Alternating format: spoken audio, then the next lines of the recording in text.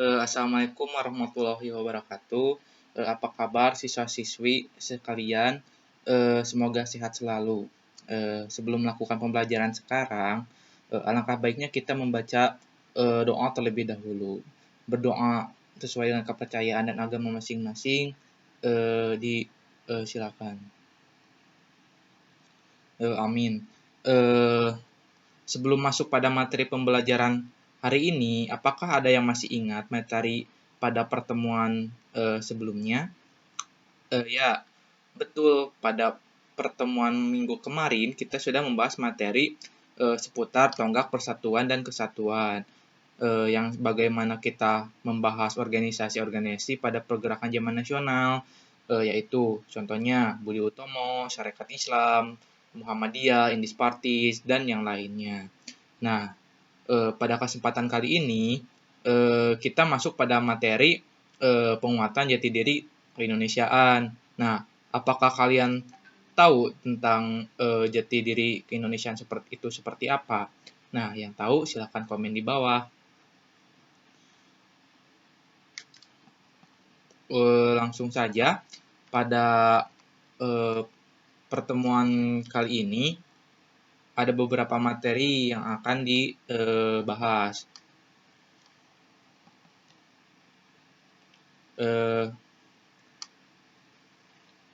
Yaitu yang pertama, politik untuk kesejahteraan dan kejayaan. Yang kedua, pemuda yang berpolitik. Yang ketiga, nasionalisme yang revolusioner. Yang keempat, Poksrat Wahana Perjuangan. Nah, lanjut pada materi yang pertama, kita awali yaitu dengan politik untuk kesejahteraan dan kejayaan. Nah, Kongres Perempuan Indonesia 1 dilaksanakan pada tanggal 22 sampai 25 Desember 1928 di Pendopo Joyo Dipuro yang dipimpin oleh NYRA Sukanto. Nah, diadakannya Kongres Pemuda 2 pada saat itu nampaknya semakin menyemangati perjuangan organisasi pergerakan perempuan di Indonesia. Ide pelaksanaan Kongres Pemuda 2 itu kemudian organisasi-organisasi wanita yang telah berkembang di berbagai daerah di Indonesia itu mengadakan Kongres Perempuan Indonesia ke-1 pada tanggal 22 sampai 25 Desember itu. Nah, Kongres ini bertujuan untuk menjalin persatuan di antara perkumpulan wanita yang ingin memajukan wanita dalam Kongres Perempuan di Indonesia. Dan Kongres pada yang pertama ini dihadiri oleh 30 organisasi wanita di dalamnya. Kongres Perempuan Indonesia ini merupakan bagian penting dari kesatuan pergerakan wanita Indonesia untuk mengenang sejarah Kongres Perempuan pada tanggal 22 Desember dan pada tanggal 22 Desember juga diperingati sebagai Hari Ibu di Indonesia. Nah, pada perkembangan selanjutnya, organisasi itu berubah nama sebagai Perserikatan Perhimpunan Istri Perempuan Indonesia atau PPPI. Perjuangan organisasi itu semakin kuat dengan didirikannya Istri Sedar dan Istri Indonesia. Istri Sedar didirikan oleh Suwarni Pringgo Digedo pada tahun 1930 di Bandung. Nah,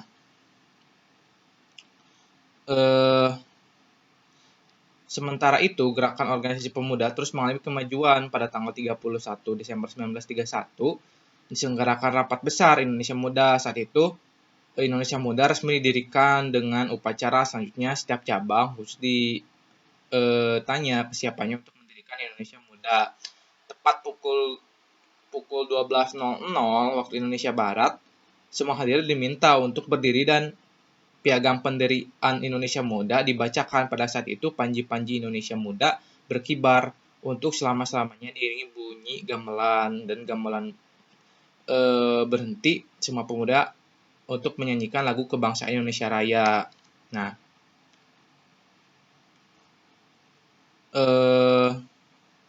selanjutnya yaitu pemuda yang berpolitik. Nah, pemuda memiliki gagasan dalam gerakan yang luar biasa. Nah, pemuda ini memiliki tenaga dan waktu yang lebih luang untuk mewujudkan kapasitasnya dalam berkontribusi bagi bangsa maupun bagi negaranya. Pemuda itu bersifat progresif dan visioner atau punya pemikiran jauh ke depan dan tidak sempit. Nah, pada dalam gerakannya, para pemuda juga melakukan kegiatan kepanduan. Nah, kepanduan itu berasal dari kepanduan Yongyapa, terus pemuda Sumatera, dan organisasi pemuda lainnya. Nah, pada mulanya, Perkumpulan Indonesia Muda tidak diperbolehkan terlibat dalam politik. Tekanan pemerintah terhadap organisasi pemuda bahkan tersebar di berbagai organisasi politik atau golongan ide pada 1931. Orang-orang PNI yang berada di Malang mendirikan Suluh Pemuda Indonesia yang bercorak Marhaenisme. Nah,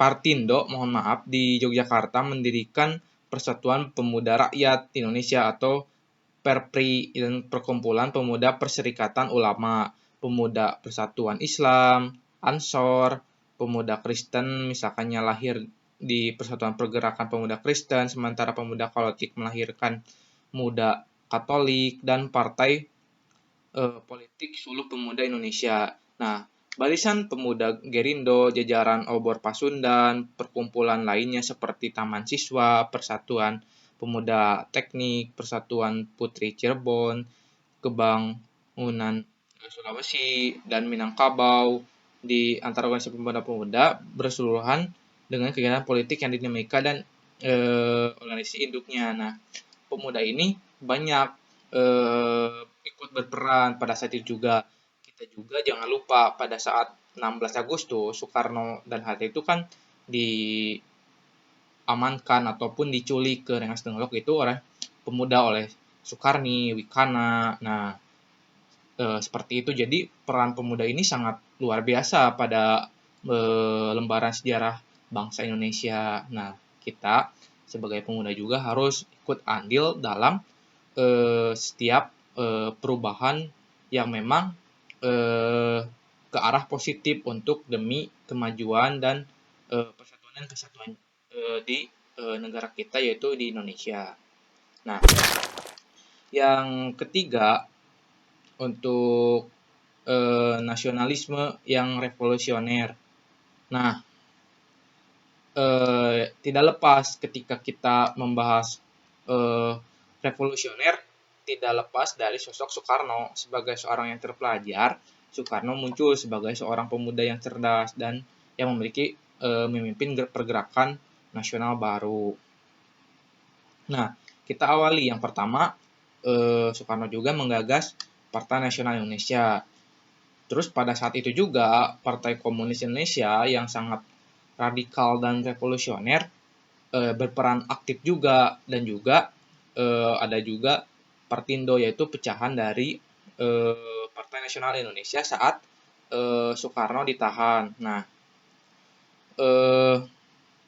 pada 4 Juli 1927 PNI itu dibentuk, dan partai itu memang sangat revolusioner pada saat itu untuk melawan penindasan-penindasan pemerintah kolonial Belanda, dan anggotanya juga sangat banyak.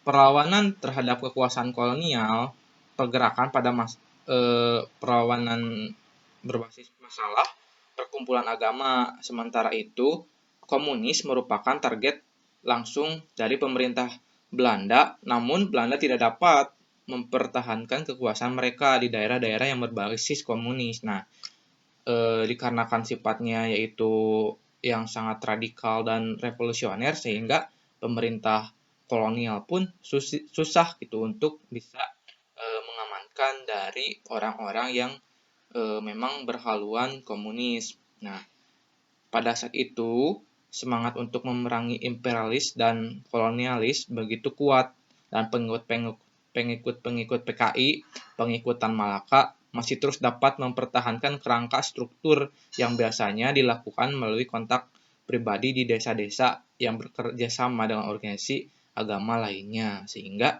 Ya, pada saat itu PKI cukup berperan dalam melakukan gerakan-gerakan pemuda.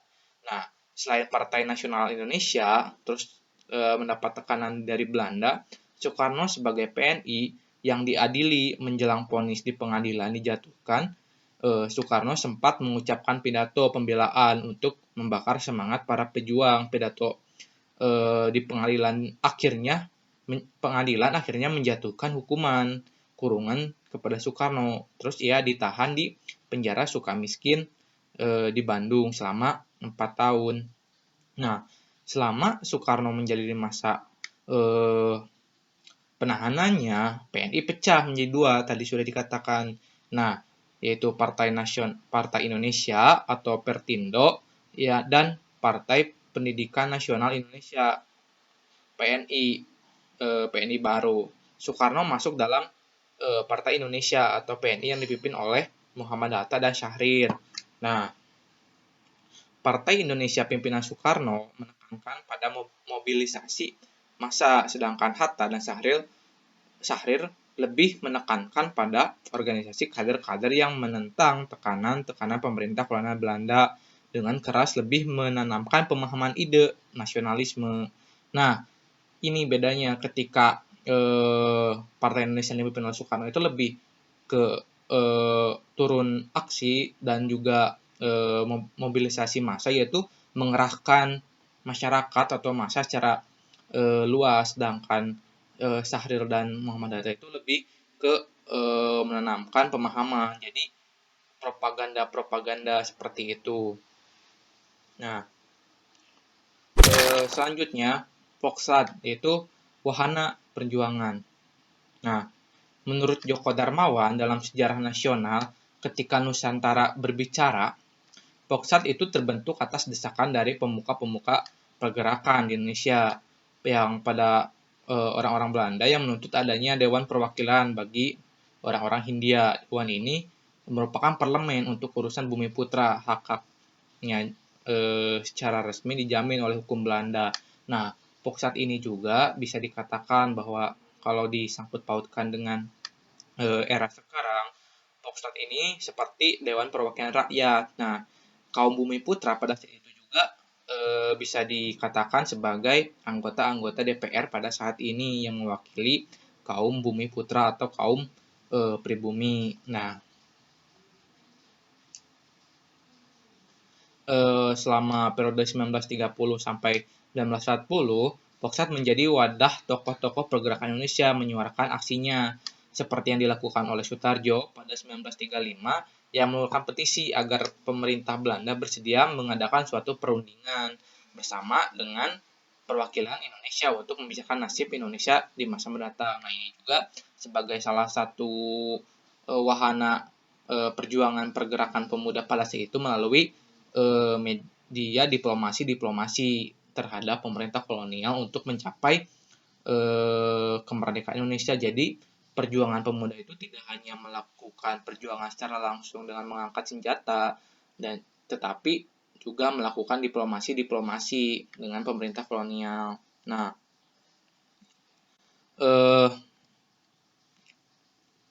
Sutarjo Kartodikusumo pada saat itu sebagai Ketua Persatuan Pegawai Bestur atau Pamong Praja Bumi Putra dan wakil organisasi itu di Poksad mendapat dukungan dari beberapa wakil golongan dan daerah dari Poksad mengusulkan diadakannya suatu musyawarah antara wakil Indonesia dan kerajaan Belanda untuk menentukan masa depan.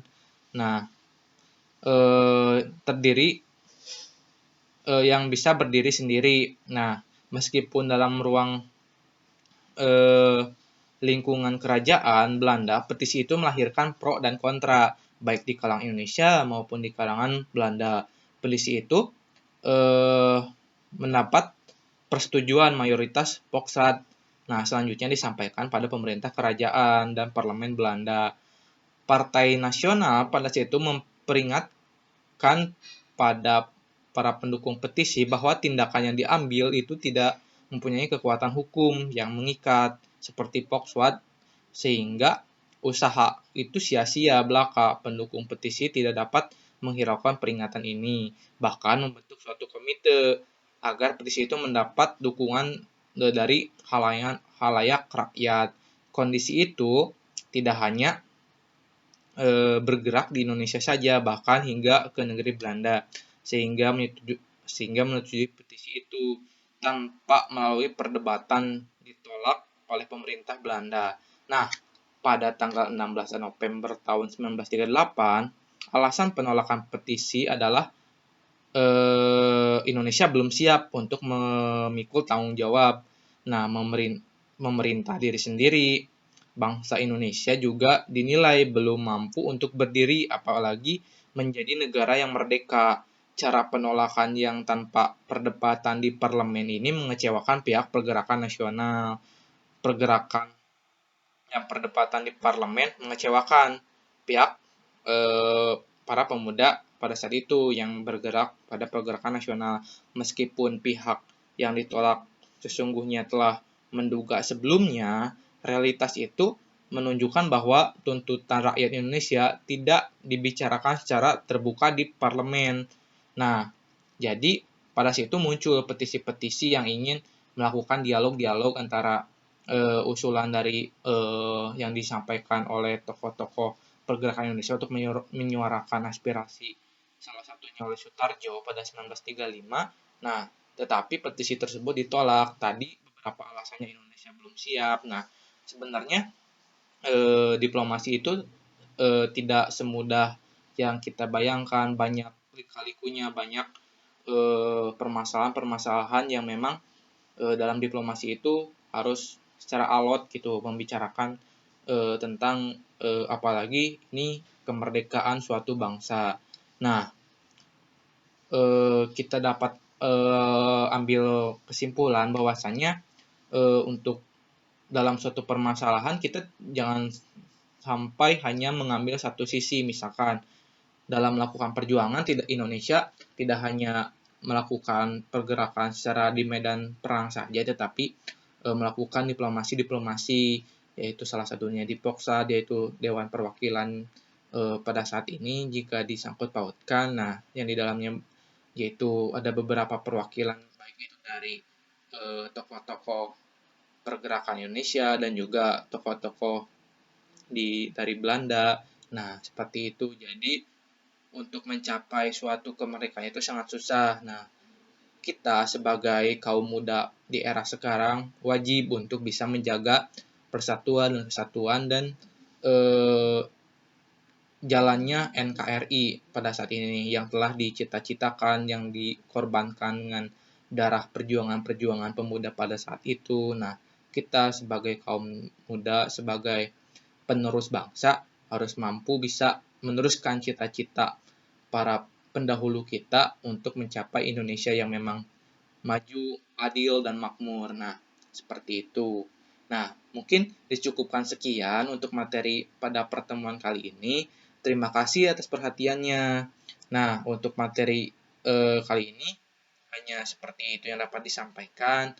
Tetap semangat untuk siswa-siswi dan tetap jaga kesehatan serta menerapkan 3M, yaitu memakai masker, mencuci tangan, dan menjaga jarak. Nah, semoga pandemi COVID-19 dapat segera berakhir dan kita dapat mengikuti pembelajaran secara normal kembali dan juga kita dapat berkumpul kembali bersama teman-teman semuanya. Nah, semoga kita bisa dipertemukan di lain waktu. Terima kasih. Wassalamualaikum warahmatullahi wabarakatuh.